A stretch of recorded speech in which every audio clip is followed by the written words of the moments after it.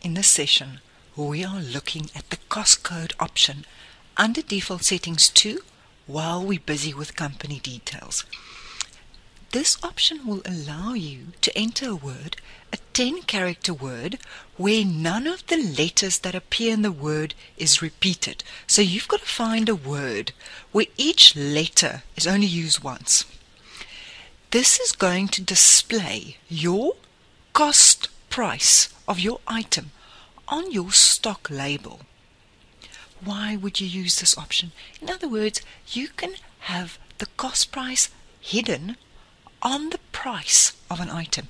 If you sell furniture and you've got salespeople on the floor and they are allowed to give discount, you can now have a little code that represents the cost price of that item.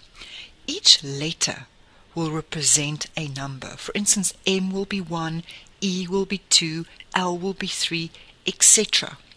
Then when you get to your label, it will be in a little code for you. Let me show you. I'm going to close the Default Settings 2 option under Company Default. And we're going to say Stock Report. And we're going to click on our stock label printing.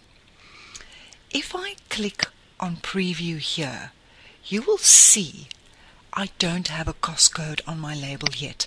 So what you've got to do is you've got to click on Design, and you've got to add the cost code field onto your label. I'm going to just resize my data tree so that I've got all my information here, and I'm going to use the cost code field here, and I'm just going to click and drag this field onto my label.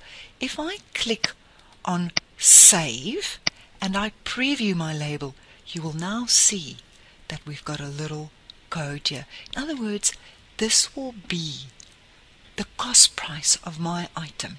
Now you will make your salespeople learn the code so that they can quickly do a little calculation and they know exactly what the cost price for your item is. And that concludes this little session on the cost codes.